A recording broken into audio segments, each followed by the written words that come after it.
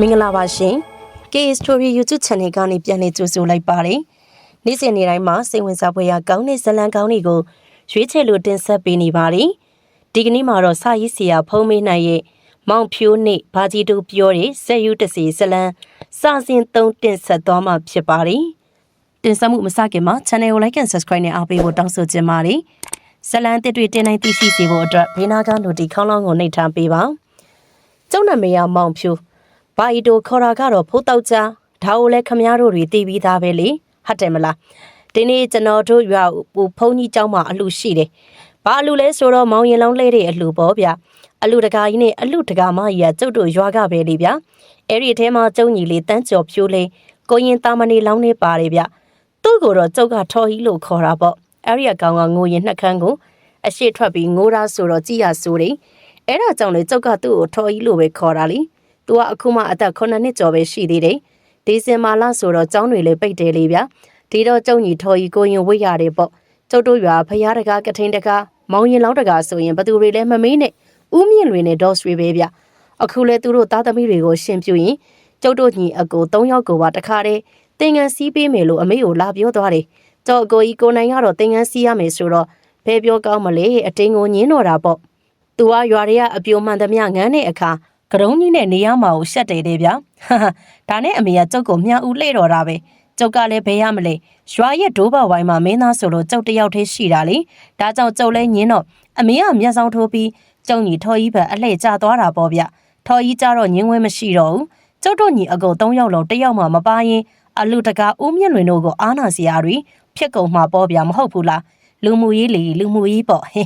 ဒါပေမဲ့ထော်ကြီးကလည်းအစာပိုင်းနည်းနည်းတော့ညင်းနေကျုပ်ကလည်းကိုရင်ဘဝမုံတွေအများကြီးစားရတယ်ဆိုပြီးသူစိတ်ပအောင်ပြောတော့မှအစားမတ်တဲ့ဒီကောင်လက်ခံတာပေါ့ဗျကျုပ်အကိုကြီးကပြောမနေနဲ့တော့အလူတကလင်မယားလာကလေးကအကြောင်းရှာပြီးထွက်သွားပြီလေဗျတကယ်ကိုမှအကိုကြီးအဖရရှောင်ပြေးဖို့သာတွေးနေသူပါပဲဗျတက်လက်စတယ်မထူးပါဘူးဗျခမရတို့ကိုကျုပ်တို့မိသားစုကိုမိတ်ဆက်ပေးမေဗျကျုပ်ဖေနာမယဦးကြည်စိန်အမေရတော့ဒေါ်အေးမအကိုကြီးကြတော့နိုင်လင်းအောင်ကျုပ်ကကြတားလက်ပြည့်ဖြိုးအောင်ပေါ့တရွာလုံးကတော့ကျုပ်ကိုမောင်ဖြိုးလို့ခေါ်ကြတာပေါ့ကျုပ်ညီလေးကတော့ကျုပ်ပြောတဲ့အတိုင်းတန်းကျော်ဖြိုးထော်ကြီးပေါ့ဗျအခုတော့ကျုံနဲ့ကျုပ်ကိုကြီးရွာဦးကျောင်းမှာပြိုင်တူရောက်နေကြပြီကျုပ်ကတော့မင်းသားဝတ်စုံကြီးကိုဝတ်လို့ပေါ့ဗျကျုပ်ဒေါ်လေးတီကကျုပ်ကိုသူ့ရဲ့မိတ်ကပ်တွေလူပြီးလိုက်တော့ကျုံမျက်နှာတစ်ခုလုံးကလည်းဖြူပြီးပြာနှမ်းနေတာပါပဲကျုံကြီးထော်ကြီးကတော့မြင်းကြီးပေါ်မှာစိန်ကျနေတာပဲဗျအကိုကြီးကတော့အဖေအမွေတိုက်ပုံအဖြူလေးနဲ့နှစ်ချက်တန်ရှင်းမွေးတွေကိုလည်းစွတ်ထားလိုက်တာမှာဗျကျုံနှာခေါင်းထဲကိုစူးစူးရှက်ရှက်ကြီးနဲ့ကိုအနံ့ကပြင်းနေတာပဲဗျအဖေနဲ့အမေနဲ့ကတော့အလှူသွားတဲ့ဝတ်စုံတွေကိုကြာကြာနာနာဝတ်ဆင်ထားပြီးတင်ငန်းပရိတ်ခေယအစုံနဲ့ပေါ့ဗျအဲ့ဒီအချိန်မှာပဲအကိုကြီးကကျုပ်ကိုပြောတယ်ဗျဟောဟိုမှာဒိုးဘဝိုင်းလာနေပြီညီလေးကျုပ်အကိုကြီးကအဲ့ဒါလိုပြောလိုက်တော့ကျုပ်မှာဒိုးဘဝိုင်းကတီးမှုတ်လာတာတွေမြင်ရတော့မင်းသားပိုးကလည်းမနေနိုင်တော့ဘူးဗျဒါနဲ့ကျုပ်လဲဒိုးဘဝိုင်းရှိအားကိုပြေးလွှာသွားတာပေါ့ဗျကျုပ်တို့ဒိုးဘဝိုင်းအမိကကြောက်ချောင်းမောင်လို့ခေါ်တယ်ဗျဘေးမှာကောနောက်ကိုင်းအပြိုတတိုက်ကလည်းအလူမလှည့်ခင်မှာဒိုးဘဝိုင်းကိုကြည်ပြီးအားပေးကြတာပေါ့ဗျာပြီးတော့ကျုပ်တို့အညာတွေမှာအလူပွဲတွေဆိုရင်တစ်ချိန်နဲ့လောက်ကြတယ်လေတခြားဗရောက်ချက်ရုံမင်းချက်ကန်အောင်အဆရှိတဲ့ဒိုးဘဝိုင်းတွေနဲ့အပြိုင်အဆိုင်ကျဲရမှာလေဗျာအဲ့ဒီအချိန်မှာပဲကျုပ်တို့ရွာရဲ့အတန်ကောင်းနဲ့ဦးမော့စ်ကြီးကကျုပ်တို့ရွာရဲ့ဒိုးဘဝိုင်းတချင်းဆိုတော့တာပေါ့ဗျာဦးမော့စ်တို့ခေါ်ရတာကသူ့ရဲ့နှကမ်းမွေးကြီးကရုပ်ရှင်သရုပ်ဆောင်မော့စ်ရဲ့နှကမ်းမွေးနဲ့တိတ်တူလို့တရွာလုံးကလည်းဥပြော့နာမည်ပြောက်ပြီးဥမော့လို့ခေါ်တာပေါ့ဗျာကဲကျုပ်ပြောနေရင်ပဲကျုပ်တို့ကြောက်ချောင်းမောင်ဒိုးဘဝိုင်းကလည်းအစမ်းအနေနဲ့စပြီးတီးပြီးဗျဥမော့ကြီးကလည်းဆိုပြီးဟေးလာပါပြီကြောက်ချောင်းမောင်တို့ရောက်လို့လာပြီးကြောက်ချောင်းမောင်တို့ရောက်တဲ့ဌာနီဘရဘေကင်းဝေးကြလိမ့်မည်စမ်းရွှေငွေစမ်းရည်စပါပေါ်များရလိမ့်မည်ဟေးရွှေမိုးတွေရွာငွေမိုးတွေရွာကျွန်တော်တို့ကြောက်ချောင်းအဖွဲကကြောက်ချောင်းမောင်တို့ရောက်လို့လာပါပြီဘေးပုံထိဟေ့ဘေးပုံထိဦးမို့ကြီးကလည်းကျုပ်တို့ကြောက်ချောင်းမောင်တချင်းကိုဆိုဒိုးဘဝိုင်းကလည်းတီးတော့ကျုပ်ကလည်းဘယ်ပြောကောင်းမလဲစံမင်းသားဦးမိုးဝင်းတို့လိုကိုင်းနေအောင်ကတော့တာပေါ့ဗျာဒီကြားတဲ့ကောနောက်ကိုင်းအပြိုလေးတွေကဝိုင်းကြည့်ပြီးဖြိုးရီကာလာကြီးလားဆိုပြီးဝိုင်းမြောက်ကြတော့ကျုပ်လဲဂျွန်းတွေဘာတွေတောင်ပြစ်လိုက်သေးတယ်ဗျကျုပ်ကလည်းစံမင်းသားတွေကားတဲ့အတိုင်းတောင်ရှိပစိုးကိုရမ်းပြီးကိုကနေတာကျုပ်တို့တရွာလုံးကကလေးအစာလူကြီးတွေပါမကြမ်းတော်တော်များများလာအားပေးကြတယ်လေဗျာဘာဤတူကတော့အသက်ကြီးတော့မပါဘူးပေါ့ဒီလိုနဲ့တချင်းတပုတ်လုံးလဲဆုံးတော့ဒိုးဘဝိုင်းကရက်လိုက်တဲ့အချိန်မှာရွာလူကြီးဦးတောင်းကစပြီးအလူလဲဖို့အခုလိုပဲနမတ်စင်ချတယ်ဗျ မင်းသားမောင်ဖြိုးနဲ့ဒိုးဘဝိုင်းအဖွဲ့ကရှေ့ဆုံးကနေရာယူပေးကြပါအလူတကာကြီးနဲ့အလူတကာမကြီးကဒိုးဘဝိုင်းအနောက်ကနေရာယူပေးပါပြီးတော့အမောင်ရင်လောင်းတွေရဲ့မိဘတွေကတော့အလူတကာနဲ့အလူတကာမကြီးတို့ရဲ့နောက်တန်းစီပေးပါပြီးရင်တော့ကောနောက်ကိုင်အပြိုကျော်တတိုက်ကောနောက်ကိုင်အပြိုကျော်တတိုက်ရဲ့နောက်မှာတော့မြင်းဆွဲကာလာသားတွေနဲ့မြင်းစည်းမောင်ရင်လောင်းတွေနေရာယူပြီးအသင့်နေပေးကြဖို့မြတ်တာရက်ခံပါလေဗျာတခြားရက်ရွာမြို့နယ်တွေကတော့အလူဘလို့လှဲ့လဲမသိဘူးကျုပ်တို့ရွာကတော့အခုလိုပဲဒိုးဘဝိုင်းကိုရှေ့ဆုံးကထားပြီးလှည့်ကြတယ်ဗျဖုန်ကြီးเจ้าအထွက်ပဲရှေ့ဆုံးကနေထွက်ရတာနောက်ပိုင်းအိမ်တွေအသီးသီးရဲ့ရှေ့မှာဖျော်ပြင်းရင်းနဲ့နောက်ဆုံးမှာတော့ကျုပ်တို့ဒိုးဘဝိုင်းကပဲဗိတ်ဆုံးကြံခဲ့ရတာပေါ့အစားကဥရွှေရိုးနဲ့ဒေါ်မူပါတယ်ဗျသူတို့တွေကကိုရှမ်းပုံးနဲ့မတ်တန်းစင်ချိုးလေးဗျကိုရှမ်းပုတ်ကဥရွှေရိုးကတာတိတ်မိုက်တယ်လေပြီးတော့မတ်တန်းစင်ချိုးကလေဒေါ်မူအကကောင်းလုံးလို့ကျုပ်တို့တွေကမမမိုးဆိုပြီးတောင်စကြတာပေါ့အခုတော့သူတို့ကအကတိုက်ရင်နဲ့ကိုရှမ်းပုတ်ကမတ်တန်းစင်ချိုးကိုခိုးပြေးသွားတယ်လေအခုတော့သူတို့ကောင်းမှုနဲ့ကျုပ်တယောက်တည်းပဲကာရတော့မှာပေါ့ဗျဒီလိုနဲ့ရွာလူကြီးဦးတောင်းကအလူထွက်ဖို့လော့စပီကာအတန်ပေးလိုက်တာနဲ့ကျုပ်တို့ဒိုးဘဝိုင်းကပဲမြိုင်မြိုင်ဆိုင်ဆိုင်ရှေ့ဆုံးကထွက်ခဲ့တာပေါ့ရွာတွေကအိမ်တွေမှာလေလူတွေကအလူလှိတ်တာထွက်ကြည့်ကြသေးတယ်ဗျအော်မီလူကျုပ်တို့မောင်ရင်လောင်းမြင်းဆွဲကာလာသားတွေကလေအနောက်ကနေတန်ချက်တွေအော်ကြရသေးတယ်တန်ချက်ညီညီအလူစီးဆိုတဲ့စကားလေးရှိတယ်လေမဟုတ်ဘူးလားသူတို့ကတော့ကျုပ်တို့ဒိုးဘဝိုင်းကပင်မလို့ခဏနားတဲ့အချိန်မှာအော်ကြရတာပေါ့တန်ချက်အဖွဲ့ရဲ့ခေါင်းဆောင်ကကျုပ်အကိုကြီးကိုနိုင်မဲဗျဒီလိုနဲ့ကျုပ်တို့ဒိုးဘဝိုင်းအဖွဲ့ကဖုန်ကြီးဝိုင်းအတွင်းကနေကြောက်ချုံးမောင်တချင်းနဲ့စတဲ့မိတ်ဆက်ပြီးရှေ့ဆုံးကထွက်လာခဲ့ပြီပေါ့ဗျာခေါင်းဆောင်မင်းသားကျုပ်ကလည်းရှေ့ဆုံးကနေပန်တရာမင်းသားမိုးဝင်းတို့လိုကိုကြီးနေအောင်ကတာပေါ့အိမ်ရှိရထွက်ပြီးအားပေးတဲ့ကလေးလူကြီးတွေနဲ့ခေါင်းအောင်ကိုင်မပါတဲ့အပြိုတွေလည်းလက်ခုပ်တီးပြီးတော့အားပေးကြတော့ကျုပ်လည်းခြေထိုးကားကွက်တွေနဲ့ဂျွန်းတွေပါညာပြစ်ပြီးကိုကတာဗျဒီလိုနဲ့ကျုပ်တို့တချင်းတပုံးနဲ့ကပြီးတော့အကိုကြီးတို့တန်ချက်အဖွဲအလှည့်ပေါ့ဗျတန်ချက်ဆိုတာအရှိကတယောက်ကအော်ရင်အနောက်ကလူတွေကလည်းတိုင်ပင်ထားတဲ့အတိုင်းနဗီကြကြထက်လိုက်အော်ရတယ်လေဒါကိုတော့ခမည်းတော်သိမှာပေါ့ဗျဒါနဲ့အကိုကြီးရပဲရှေ့ကနေတန်ချက်စပြီးအခုလိုတွေတိုင်တာပေါ့ဟေးအလူပွဲကြီးထွက်လို့လားပျော်ဖို့ရွှင်ဖို့တိတ်ကောင်းတာပဲပျော်ဖို့ရွှင်ဖို့တိတ်ကောင်းတာပဲအလူတကာကြီးကတပိတ်လွင်အလူတကာမကြီးပရိတ်ခေယရှေးစုံနှန်းကကောနောင်မေကလားကြီးနဲ့ညာပါမေကလားကြီးနဲ့ညာပါမယ်ဟိနောက်ဆုံးတန်းကကွန်းအောင်ကိုင်းယောက်ျားမရလို့ခတ်ငိုင်းငိုင်းယောက်ျားမရလို့ခတ်ငိုင်းငိုင်းဟိစိန်လားဟိမြလားဟီလာမောင်တို့ဝါအကိုကြီးတို့ကာလာသားတတိုက်ကအဲ့ဒီလိုတန်ချက်တွေအော်တော့ကွန်းအောင်ကိုင်းအပြိုတွေကအနောက်ကိုမျက်စောင်းတထိုးထိုးနေပေါ့ဗျဒီလိုနဲ့အကိုကြီးတို့တန်ချက်ပြီးတော့ကျုပ်တို့အဖွဲအလှည့်ရောက်ပြီပေါ့ဗျဒီတခါတော့ဒိုးဘဝိုင်းကမြိုင်မြိုင်ဆိုင်ဆိုင်ပဲတီးလိုက်တော့ကျုပ်ကလည်းဘဲရမလဲတောင်ရှိကြီးကိုရမ်းပြီးကိုကတော့တာပေါ့ဗျာအဲ့ဒီမှာပြဿနာကစတော့တာပေါ့အရှိကအိမ်ပေါက်တွေမှာထွက်ကြည့်နေတဲ့အပြိုတွေလည်းမြင်ရောကျုပ်ကဒိုးဘဝိုင်းရဲ့အရှိဝါးတပြန်အကွာလောက်ထိတက်သွားခဲ့တယ်လေပြီးတော့ကျုပ်ကဂျွန်းတွေပြစ်ပြတော့ထွက်ကြည့်နေတဲ့အပြိုလေးတွေကလက်ခုပ်တီးပြီးကိုကျုပ်ကိုအားပေးနေကြတယ်ကျုပ်လည်းဒီအခွင့်အရေးကိုလက်လွတ်ခံလို့ဘဲဖြစ်မလဲသူတို့တွေဝိုင်းကြည့်နေတော့တောင်ရှိပစိုးကြီးကိုရမ်းပြီးသူတို့ရှေ့မှာကပြပြီးသူတို့ငန်းနာကိုအားရပါရခံနေတာပေါ့ဗျာအဲ့ဒီအချိန်မှာပဲလမ်းမထက်ကခွေးနဲ့ကြီးတကောင်ကမျက်စိနောက်ပြီးရှေ့ဆုံးကကနေတဲ့ကျုပ်ကိုဝင်ဆွဲတော့တာပေါ့အမလေးကဲကြပါဦးမြကျုပ်လဲအော်ပီတောင်ရှိကြီးတကားကားနဲ့အနောက်ကိုပြန်လှည့်ပြီးပြေးရတာပေါ့ဗျအနောက်ကကြည့်နေတဲ့အလူလှည့်လာတဲ့လူတွေနဲ့အိမ်တွေမှာထွက်ကြည့်နေတဲ့အပြိုတတိုက်ကတော့ဟားတိုက်ပြီးကျုပ်အဖြစ်ကိုရီမောနေကြတာပေါ့ဗျကျုပ်လဲကံမကောင်းဘူးဗျကျုပ်ကြောက်အားလန့်အားပြေးနေရင်နဲ့ခြေခောက်လဲကြလို့ဆက်ပြီးမကနိုင်တော့ကျုပ်ကိုနီးဆက်ရနွားလဲတစည်းနဲ့အိမ်ပြန်ပို့ခဲ့ကြတယ်အလူကတော့ဆက်ပြီးလှည့်နေတော့မယ်လေဒါပေမဲ့ဒိုးဘဝိုင်းကတော့မင်းသားမပါတော့ဥမော့စီရပဲအရက်ဝင်းနဲ့ဆက်ပြီးကာရတယ်လို့ကြားတယ်ဗျဒါကတော့ကျုပ်ရဲ့မင်းသားအကကောင်းလို့ခွေးနဲ့ကြီးကစုချလိုက်တာထင်ပါတယ်ဗျကျုပ်ပြန်ကောင်းရင်တော့အဲ့ခွေးကိုလေးခွားနဲ့ကျုပ်လိုက်ပြစ်လိုက်အောင်မယ်ဒင်းတော်လားဒီလိုနဲ့အလှပွဲပြီးတော့ကျုပ်ချီတော့အနာပြောက်တာနဲ့အပြင်တော်မထွက်ရဘူးဗျတရွာလုံးကကျုပ်အပြင်ထွက်တာနဲ့ကျုပ်ကိုခွေးဆွဲမင်းသားဆိုပြီးဝိုင်းဝန်းစနောင်နေကြတာလေဗျဒီနေ့တော့ကျုပ်လဲသူတို့စနောက်နေတဲ့ကြားကနေဘာကြီးတိုးစီခတ်တုတ်တုတ်ရှောက်လာခဲ့တာပေါ့ဗျကျုပ်ကိုတွေ့တာရွာတွေကလူကြီးတွေကတော့ပြုံးစစ်စစ်ရှိနေခဲ့ပေမဲ့အစိုးဆုံးကကောနောက်ကိုင်းအပြိုတတိုက်နဲ့ခက်လေးတွေပဲပေါ့ဗျကောနောက်ကိုင်းမရွှေချော်တတိုက်ကတော့တန်ချက်ခေါင်းဆောင်ကျုပ်အကိုကြီးကိုမကြေနပ်တာနဲ့ပဲကျုပ်ကိုခွေးဆွဲမင်းသားဆိုပြီးဝိုင်းစားကြတာပေါ့ခက်လေးတွေကလည်းမင်းသားအကစွတ်ကိုကခိုင်းနေကြတာဗျဒီတော့ကျုပ်လဲရှေ့ဆုံးက ဘာဤတိုအိမ်ရှိရာပြေးရတာပေါ့ဗျာအနောက်ကခလေးတွေကလည်းအားကြမခံနေကိုမင်းသားအကခိုင်းမှုပြေးလိုက်နေကြတော့ကျော်အဖြစ်ကခွေးလိုက်ခင်ရတယ်လို့ကလေးတွေလိုက်တာလေခံနေရပြန်သေးတယ်ဗျအလူပွဲမှာကျုပ်အဆက်ကွဲပြီးတဲ့နောက်ပိုင်းနောက်ထပ်အလူပွဲတွေဆိုမင်းသားကဖို့ဆိုဆက်လန်မဲပြူကျုပ်အတော်လေးကြောက်သွားပြီးဒီလိုနဲ့ကျုပ်လဲခလေးတွေပြေးလိုက်နေရင်နဲ့ဘာဤတို channel ကိုပြေးဝင်ပြီး channel ကားကိုအတင်းပိတ်လိုက်တာပေါ့ဗျဒီတော့မှအိတ်ကလေးစုပ်တွေကပြန်လှည့်သွားကြတယ်လေ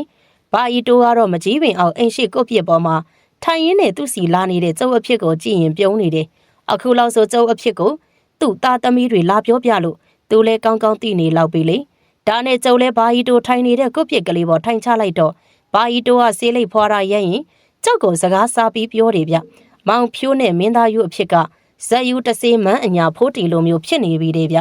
ဒီတော့ကျုပ်လဲရောက်ရောက်ချင်းဘာဤတိုပြောတဲ့စကားကြောင့်ဇက်ယူတစေးမန်းအညာဖိုးတီအကြောင်းမေးရတော့တာပေါ့ဒီတော့မှဘာဤတိုကရှင်နွေချမ်းတစ်ခွက်ကိုတောက်ရင်သူစခဲ့တဲ့ဇလန်းအကြောင်းကိုပြောပြတာပေါ့ကဲခမရတို့လည်းဘဟုတုတရအောင်ပြန်ပြောပြမယ်နော်ဇလန်းအစကဒီလိုရှောက်ပင်ရိုရွာကလေးဟုတ်တယ်ရှောက်ပင်ရိုရွာကလေးကအရင်ကဆိုစံစဘာကိုပဲအဓိကစိုက်ကြတာလေတောင်သူအလုတ်ကိုပဲအဓိကထားလောက်ကင်ကြရင်နှစ်စဉ်နှစ်တိုင်းလိုဇက်ပွဲငါပြီးပျော်ပွဲရွှင်ပွဲပြုလုပ်ကြတဲ့ထုံးစံတစ်ခုလိုပဲဖြစ်နေခဲ့တယ်ဒီလိုနဲ့တရက်မှာစင်ကူးမျိုးကနာမည်ကြီးတင်ရစာဇက်ကိုငှားလိုက်တယ်ဗျအနီးနားရွာတွေကလည်းနာမည်ကြီးဇက်ဖြစ်ပြီးနာမည်ကြီးမင်းသားပန်တရာချစ်ဆွေလည်းရှိတာကြောင့်လှေတန်းကြီးနဲ့ကိုလာပြီးကြည်ကြရတာပေါ့ပြီးတော့ဒီနေ့ကဇက်ပွဲညာလေးရှောက်ပင်ရိုးရွာအလေကဇက်သပင်မန်းတက်ကြီးပေါ်မှာလေတင်ရစာဇက်အဖွဲ့ကြီးကလည်းရောက်နေခဲ့ပြီးမုံဈေးတန်းကြီးကလည်းတိတ်ကိုစီကားချက်ဗျရွာတွေရဲ့ပွဲလန်းသပင်တွေမှာအဓိကရောင်းကြတဲ့မုံလင်မယားဈေးတွေတွေကလည်းပြည့်နှက်နေတာပဲတဲ့ဗျမုံလင်မယားဆိုတာကတော့ခမည်းတော်လေးစားဖို့ကြတယ်မလားပြီးတော့ဘိမ့်မုံမရွေစားကလေးကြော်တွေနဲ့မြေပဲပြုတ်ရောင်တဲ့ဈေးတွေကလည်းကြွတ်ကြွတ်တိုးပေါ်လေဇက်ပွဲကတညာလုံးဖျော်ပြရမှာဆိုတော့ပွဲကြီးတဲ့လူတွေကလည်းတညာလုံးစားဖို့အတွက်ဝယ်ကြရတာပေါ့ဗျဒါကလည်းပွဲလန်းသပင်တွေမှာအခွင့်အရေးအပြည့်အဝအတုံးချတဲ့ဈေးတွေရဲ့အကျိုးစီးပွားပဲမဟုတ်လားဒါကိုလည်းခမည်းတော်မြို့ပေါ်လူတွေကပို့တိမှာပေါ့လေဒီလိုနဲ့ပတ်မကြီးကစပြီးတော့တီးတယ်အဲ့ဒီနောက်နှဲပုံစတာတွေကလိုက်ပြီးတော့တီးခဲ့ရတာပေါ့ဗျာအညာဇက်ပွဲဆိုတော့မြို့ကြီးတွေလောက်တော့တူရီယာအစုံအလင်းတော့ဘယ်ရှိမလဲဗျအဲ့ဒီမှာတင်ရစာဇက်သပင်ရဲ့ဇက်စီယာခေါင်းဆောင်ကနေစပြီးအခုလိုပြောတယ်ကဲအားပေးကြတဲ့ပရိသတ်များခင်ဗျာဒီတခါကျုပ်တို့ဇက်သပင်ရဲ့ဇက်မင်းသားအစ်စ်ကိုအရင်ဆုံးမိတ်ဆက်ပေးပါရစီသူကအဲ့ဒါလိုပြောပြီးတဲ့နောက်မှာပဲမင်းသားဝတ်စုံတဲ့လူတယောက်ထွက်လာခဲ့တယ်ကဲသူကတော့ကျုပ်တို့စင်ကူးမျိုးရဲ့တဘာဝမင်းသားကလေးမန်းအညာဖိုးတီဖြစ်ပါတယ်ဗျကျုပ်ရဲ့တူလဲတော်ပါလေအရင်ကဖျော်ပြပေးတဲ့ခေါင်းဆောင်မင်းသားပန်တရာချစ်ဆွေကကျမကြီးမကောင်းလို့သူ့ကိုပဲအဓိကထားဖျော်ပြခိုင်းမှဖြစ်လို့သူ့ရဲ့အကအလှတော်ကိုရှူစားပေးကြပါဦးမြအဲ့တော့လာကြည့်ကြတဲ့ပရိသတ်တွေကအတော်လေးကိုစိတ်ပြက်သွားကြတာလေဗျသူတို့ကနာမည်ကြီးမင်းသားပန်တရာချစ်ဆွေကမယ်ဆိုပြီးအားပေးကြတာလေအခုသူမပါဘူးဆိုတော့စိတ်ပံဝင်ဘဲကြပါမလဲဗျအဲ့ဒီအချိန်မှာပဲပမကြီးကတီးပြီးဒိုးပန်နှဲတရောစတဲ့တူရိယာတန်တွေတဆက်သေးထွက်ပေါ်လာခဲ့တယ်စင်မော်မှာတော့ဇမင်းသားတစ်မန်းအညာဖိုးတီကအစိုးအငိုတွေနဲ့ကတာဗျတကယ်လေအတန်ကကောင်းပြီးကတာလေအတော်လေးထူးချွန်ဆိုပဲအစောအစိတ်ပြက်နေတဲ့ပရိသတ်တွေတောင်းမှလက်ခုပ်တွေတီးပြီးအားပေးကြတာပေါ့ဗျအဲ့ဒီအချိန်မှာပဲမန်းအညာဖိုးတီကဂျွန်းသုံးဘက်ပြစ်ပြီးကပြလိုက်တော့ဟေးဟေးဟာဟာအတန်တွေကစပွဲတစ်ခုလုံးစူညံသွားတာပေါ့ဗျမန်းအညာဖိုးတီကလည်းသူ့ကိုမြှောက်ပင်အားပေးကြတော့သူလည်းအတော်လေးတက်ကြွလာပြီးဂျွန်းနေဇက်တိုက်ပြီးကိုကတာဗ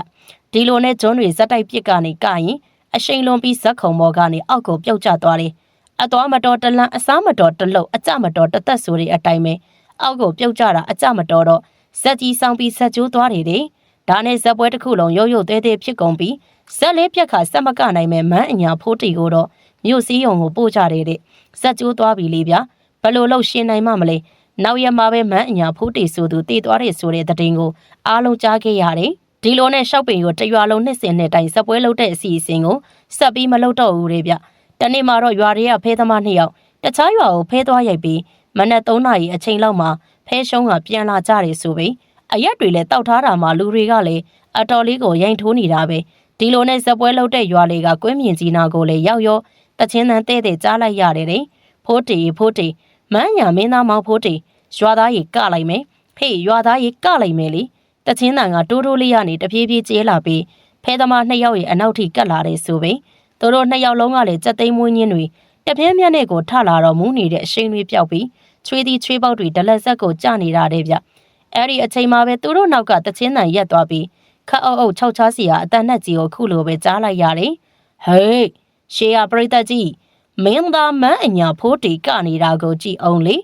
အဲ့ဒီတော့မှတရင်တရန်ရှောက်နေတဲ့ဖဲသမား2ယောက်အနောက်ကိုလှည့်ကြည့်လိုက်တာတဲ့ဗျအမလေးဗျဘယ်ပြောကောင်းမလဲမင်းသားဝတ်စုံကြီးနဲ့တိတ်သွားတဲ့ဖိုးတီကြီးတွေဗျစက်ကြီးကလည်းတချမ်းဆောင်းပြီးမျက်နှာတစ်ခုလုံးကလည်းထမင်း9ရက်မစားရတဲ့ပုံစံကြီးလိုအတုပါရုပ်ကြီးနဲ့မျက်လုံးအစုံကလည်းနေရပြီးသူတို့ကိုပြုံးပြနေရတဲ့ဗျဖဲသမား2ယောက်လည်းတောက်ထားတဲ့အရက်အရှိန်တွေပြေးပြီးပစိုးကိုတိုင်းပြီးရွာအတွင်းထဲကိုပြေးလိုက်ကြတာမှတန်းနေတာပါပဲဗျဒီလိုနဲ့ရွာထဲကိုဇမင်းသားတရေကြီးဆိုပြီးအော်ရင်ပြေးနေကြတော့တရွာလုံးဓာမီအလင်းရောင်တွေနဲ့ထွက်ကြည့်ကြတာပေါ့အဲ့ဒီမှာပစိုးတိုင်းပြီးကြောက်လန့်တကြအော်ပြေးနေတဲ့ဖဲသမား2ယောက်ကိုတွေးလိုက်ကြရတာတဲ့ဗျပစိုးကိုတိုင်းပြီးပြေးနေကြတာဆိုတော့အောက်ခံမဝတ်တဲ့အဲ့ဒီခက်ကပုံစံကိုခမည်းတော်ဘာသာမြင်အောင်ကြည့်ပေါ့ဗျမိုးလဲလင်းရော2ယောက်လုံးအကြောက်ဖျားဖျားတာအတော်လေးကိုကုယူလိုက်ရတယ်ဆိုပဲဒီလိုနဲ့ဖဲသမား2ယောက်လည်းအဲ့ဒီအချိန်ကစပြီးတခြားရွာကိုသွားပြီးဖဲမရိုက်တော့ဘူးတဲ့ဖဲသမား2ယောက်အချောက်ခံထိပြီးတိတ်မကြခင်မှာနောက်ထပ်ရွာတွေကကြော်တောင်းတို့လင်မယားထပ်ပြီးအချောက်ခံရတယ်ဆိုပဲသူတို့လင်မယားအချောက်ခံရပုံကဒီလိုဗျသူတို့လင်မယား2ယောက်နွားလဲတစီနဲ့မြို့မှာစပားတက်ရောင်ပြီးပြန်လာတာညဘက်မှရွာထိပ်ကိုပြန်ရောက်တယ်ဆိုပဲဒါပေမဲ့2ယောက်စလုံးကအကြောက်အလန့်တော့တိတ်မရှိကြဘူးတဲ့ပြီးတော့လာပြင်းညဆိုတော့ပြေဝစွာတာတဲ့လာမင်းကြီးရဲ့အလေးအောင်ကြောင့်ပတ်ဝန်းကျင်တစ်ခုလုံးကိုရှင်းရှင်းလင်းလင်းမြင်နေရတယ်လေဒီလိုနဲ့သူတို့လင်မယားလဲနွားလဲကိုမောင်းလာရင်တစ်ချိန်ကဇက်ပွဲလုပ်တဲ့ကွင်းမြင်းကြီးနားရောက်တော့သွားနေတဲ့နွားတွေကရက်သွားတယ်တဲ့ဗျာဒါတဲ့2ယောက်သားအရှိကိုတဲ့ကြည့်လိုက်တော့ဇက်ကြီးဆောင်းပြီးကြောပေးကကွေးနေအောင်ကနေမင်းသားဝတ်စုံနဲ့လူတစ်ယောက်ကိုတွေးလိုက်ကြရတယ်ဆိုပဲသူတို့လည်းမကြောက်တတ်ဘူးဆိုပေမဲ့ခေါင်းတစ်ပန်းတွေကြီးပြီးကြက်သိန်းတွေကလည်းတပြင်းပြင်းနဲ့ထလာတယ်တဲ့ဗျဒါနဲ့ကိုကျော်တောင်းလည်းပိတ်ရက်နေတဲ့လူကိုကရုံကရင်နဲ့လမ်းဖယ်ခိုင်းနေတယ်ဗျဒီတော့ရှေ့ကပိတ်ရက်နေတဲ့လူကလမ်းမဖယ်ပေးတဲ့အပြင်နောက်ကိုပြန်ပြီးလှည့်လာပြီးခုလိုပဲဆိုလိုက်တယ်မင်းသားဖိုးတီကတာကြည့်သွားပါဦးများဇက်ကြီးတစ်ချမ်းဆောင်းနေပြီးမျက်တွင်းကြီးဟာဟောက်ပက်ဖြစ်နေတဲ့မင်းသားဝတ်စုံတဲ့လူကအဲ့ဒီလိုလဲပြောလိုက်ရောမကြောက်တတ်ဘူးဆိုတဲ့လင်မယား2ယောက်လှဲပေါ်ကနေခုံဆင်းပြီးရွာနောက်ဖက်ကိုပြန်ပြီးပြေးတာတယ်ဗျပြီးတော့မနက်မိုးလင်းမှရွာထဲကသူတို့အိမ်ကိုပြန်လာကြတော့လွမ်းလျာအိမ်ကိုပြန်ရောက်နေခဲ့ပြီလေသူတို့လင်မယား2ယောက်ကတော့အဲ့ဒီအချိန်ကစပြီးမကြောက်တတ်ဘူးဆိုတဲ့ဂုံပုတ်တွေစွန့်လွတ်လိုက်ရတယ်ဆိုပဲဒီလိုနဲ့ရွာထဲကလူတွေတယောက်ပြီးတယောက်အချောက်ခန်းနေရတော့ရွာတကြီးကိုယ်တိုင်ဥဆောင်ပြီးမန်းအညာဖိုးတီတေးခဲ့တဲ့ကွေးမြင်းကြီးတဲကိုမန်းတက်စင်အသေးလေးထိုးကပရိတ်တရားနာဖို့ကျောင်းကဦးစင်းတွေကိုပင့်ညာတာပေါ့ဗျာအဲ့ဒီအချိန်ကကျောင်းနိုင်ဆရာတော်ကြီးကလည်းမရှိဘူးတဲ့ဗျဒီလိုနဲ့ကျောင်းကဝါရင်ဦးစင်းကြီးတွေကပဲတရားဟောမယ်ဆိုပြီးမမြင်ရတဲ့ပုတ်ကုံမှန်သမျှတရားနာဖို့ပင့်ဖိတ်ကြတယ်ဆိုပဲအဲ့ဒီလိုပင့်ဖိတ်လိုက်တယ်ဆိုရင်ပဲနေကင်းမကြီးမှာတော့အရှိဆုံးကရေစက်ခွက်ကင်ထားတဲ့တကြီးဦးဆွဲမှန်ကိုဝင်ပြီးပူးတာတဲ့ဗျအဲ့ဒီလိုလဲဝင်ပူးလိုက်တော့တကြီးဦးဆွဲမှန်တယောက်ဇက်ကြီးတစ်ချမ်းဆောင်ပြီးအကုန်လုံးကိုတတ်မယ်ဆိုပြီးအော်တာတဲ့ဗျပြီးတော့အားလုံးကိုကြည့်ပြီးအခုလိုထပ်ပြောသေးတာတဲ့ဗျမန်းအညာဖိုးတီကတာကိုဘသူမှအဖက်မလုပ်ဘူး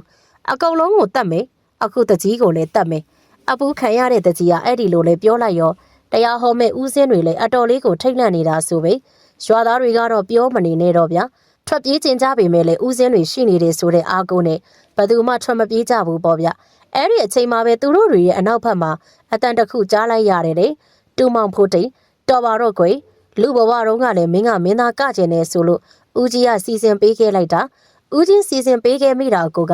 မှားသွားပါတယ်ကွအနောက်ကအဲ့ဒီလိုအတန်ကြားရတော့တရားဟောဦးစင်းတွေနဲ့တရွာလုံးနောက်ကိုလှည့်ကြည့်လိုက်ကြတယ်ဗျတရားစားဇက်အဖွဲ့ခေါင်းဆောင်မန်းအညာဖိုးတရဲ့ဦးကြီးဖြစ်နေတာတဲ့ဗျ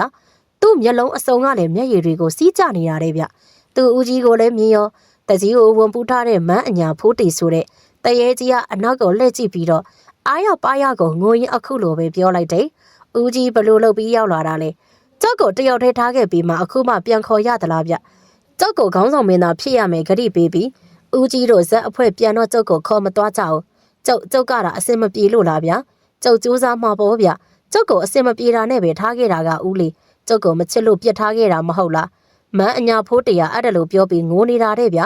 ကွင်းမြင်းကြီးတရားလူတွေနဲ့စင်မော်ကဦးစင်းတွေလည်းသူတို့တူဝဲကြီး2ယောက်ကိုလွတ်လွတ်လပ်လပ်စကားပြောပြီးဖို့ရှောင်ပေးလိုက်ကြတယ်တဲ့ဗျသူတို့တရွာလုံးလည်းဘယ်စိတ်ကောင်းမှမလဲသူတို့ဇက်တပင်ငှားခဲ့ရလို့အခုလိုမျိုးတွေဖြစ်ခဲ့တာလေဟုတ်တယ်မလားမန်းအညာဖိုးတရားအဲ့ဒါလို့ပြောလိုက်ရင်ငိုနေတာမြင်ရတော့သူ့ဦးကြီးဇက်ကောင်းဆောင်လေမျက်ရည်စတွေကိုတုံရင်အခုလိုပဲပြောခဲ့တယ်တူလေးကိုဦးကြီးဘလောက်ချစ်တယ်ဆိုတာတူလေးသိတာပဲနော် ဦးကြီးရဲ့ပယောဂကြောင့်တူလေးတေးရတယ်ဆိုပြီးဇက်ကိုလည်းဦးကြီးဖြတ်လိုက်ပြီးတော့တူလေးကိုဒီရွာမှာမကြွသေးဘူးသတင်းကြလို့ဦးကြီးအတင်းပြေးလာရတာပါမဟုတ်ဘူးဦးကြီးညာနေတာဦးကြီးဇက်သေးကိုကျုပ်ပြန်လာမှကြောက်လို့ဇက်ပွဲဖြတ်လိုက်ပြီးပြောတာမလားကျုပ်ကဦးကြီးကိုခဏကျုပ်ကိုမင်းသားထားဖို့ပြောတိုင်းဦးကြီးစူတယ်ငေါက်တယ်အခုကျုံမရှိတော့ဘူးဆိုတော့ဦးကြီးစိတ်ချမ်းသာနေပြီမလားမန်းညာဖိုးတရားအဲ့ဒါလိုလဲပြောရောသူဦးကြီးကဒူးထောက်ပြီးကိုငိုချလိုက်ပြီးသူ့တူကိုတောင်းပန်ရှာတယ်တူလေးရဲ့မင်းဦးကြီးကိုခွင့်လို့ပါကွယ်တစ်ချိန်ကမင်းကိုစူတယ်ငေါက်တယ်ဆိုတာကကောင်းစီခြင်းလို့ပါမင်းကိုခေါင်းဆောင်မင်းသားအဖြစ်ခေါ်ဖို့အတွက်ဦးကြီးလေပန္ဒရာချစ်ဆွေနဲ့အပီးတိုင်လန်းခွဲခဲ့တာမင်းမသိဘူးမလားငါတူလေးကိုဦးကြီးသိချစ်တာပေါ့ဒါကြောင့်ငါတူလေးကိုခေါင်းဆောင်မင်းသားဖြစ်အောင်ဦးကြီးပွဲစီစဉ်ကြလို့ငါတူလေးသိရတာပါကွဦးကြီးကိုခွင့်လို့ပါဟင်ဦးကြီးတကယ်ပြောတာလားဟုတ်တယ်တူလေးမရှိတော့ဦးကြီးလဲနောင်နာတွေနဲ့ထပ်ပြီးအသက်မရှင်လို့ဇက်သပင်ကိုဖျက်လိုက်ပြီးဒီတော့မှတကြီးကိုဝန်ပူးထားတဲ့မန်းအညာဖိုးတရားသူ့ဦးကြီးကိုပြေးဖက်လိုက်တယ်တဲ့ဗျနောက်တော့သူ့ဦးကြီးကအမျှဝေတဲ့အချိန်မှာတာရုခေါ်ဖို့ပြောတော့မန်းအညာဖိုးတရားနောက်ဆုံးအနေနဲ့သူ့ဦးကြီးနဲ့တရွာလုံးကိုသူကပြကျင်သေးတယ်လို့ဆိုတယ်ဗျဒါနဲ့ဦးစင်းတွေမရှိတဲ့တရားဟောစင်မှာနောက်ဆုံးအနေနဲ့တက်ပြီးကသွားသေးတာတဲ့ဗျစင်မောကနေတဲ့သူကတော့ဂျွန်းတွေဘာတွေပြစ်ပြီးခြေခုံနဲ့ကောက်ကွက်အစုံနဲ့ကိုပျော်လို့ရှင်လို့ကနေတာပေါ့ဗျအားလုံးရဲ့အမြင်မှာတော့တကြီးဦးဆွဲမှန်ကနေတာပဲပေါ့သူ့ဦးကြီးနဲ့ရွာသားအားလုံးကလည်းမျက်ရည်စတွေနဲ့ဝိုင်းပြီးလက်ခုပ်တီးအားပေးနေကြတယ်မန်းညာဖိုးတီကတော့ပျော်ကြီးကိုစိုးလိုက်ကလိုက်နေပေါ့ဗျဒီလိုနဲ့သူ့ပါဇက်ကတချင်းတပုတ်လဲပြီးရောကတာရက်လိုက်ပြီးအားလုံးကိုနှုတ်ဆက်ကတကြီးခန္ဓာကိုယ်ထဲကနေထွက်သွားတာတဲ့ဗျအဲ့ဒီနောက်တကြီးဦးဆွဲမှန်တယောက်တတိရလာတဲ့ခါမှာတော့အကြောင်းစုံရှင်းပြပြီးမန်းအညာဖိုးတီရဲ့ဦးကြီးကိုယ်တိုင်ရေးဆက်ချပြီးအမျှဝေခဲ့တာပေါ့ဗျာအဲ့ဒီလိုအမျှဝေပြီးတဲ့နောက်တော့ကျွတ်သွားတယ်ထင်တယ်ဗျဘယ်သူမှလည်းနောက်ထပ်အချောက်မခံရတော့သလိုသူ့ရဲ့ဦးကြီးကလည်းရှောက်ပင်ရိုးရွာမှာပဲဦးစင်းရာတပ်ပံဝတ်သွားတယ်ဆိုပဲဗျတခါဦးစင်းဝဲနဲ့သူ့တူကိုတတိယပြီးဇက်မင်းသားဖြစ်ခြင်းနဲ့စိတ်တအားယူတာကြောင့်ရွာနေသူရှိရဲ့စင်ကူးမျိုးတက်လာတဲ့အကြောင်းနဲ့သူ့တူအကြောင်းတွေကိုစိတ်မသက်မသာရှင်းပြလိရှိတယ်ကဲမောင်တော့ကြရင်ဇက်မင်းသားယူတဲ့မန်းအညာဖိုးတီလို့အသက်တရားမနေချင်းရင်တော့မင်းလည်းဆက်ယူပေါ့ကွာဘာဤတော့သူ့ဇလန်စုံနာနဲ့ရှီမောပြီးကျုပ်ကိုပြောလိုက်တာပေါ့ဒီတော့ကျုပ်ကလည်းဘဲခံမလဲဗျာနောက်ကိုကလေးကကျုပ်လည်းမင်းသားအကာထာဝရရနာလိုက်ပြီးဆိုတာခမည်းတော်လည်းသိတယ်မလားဗျာဒါနဲ့ကျုပ်လည်းဘာဤတော့ခုလိုပဲပြန်ပြောရတာပေါ့ကျုပ်ကမယူပါဘူးဘာဤတော့ရရွာထဲမှာမင်းသားအကကရတဲ့သူဆိုလို့ကျုပ်တယောက်တည်းပဲရှိတယ်ဆိုတာဘာဤတော့လည်းအသိပဲလေမဟုတ်ဘူးလားအေးပါမောင်တော့ကြရငါလည်းလှုပ်เสียရှိသေးတယ်နေဆောင်နေပြီဆိုတော့မင်းလည်းပြန်တော့လေဘိုက်စာရင်လည်းလဲကစုံပြုတ်နဲ့ငပြားကြီးအသက်တရားရှေးအောင်စားသွားမလားအမလီတော်ပါပြီဘာကြီးတို့ရကျုပ်တို့အိမ်ကဒီနေ့ဝတ်သားချက်တယ်ဗ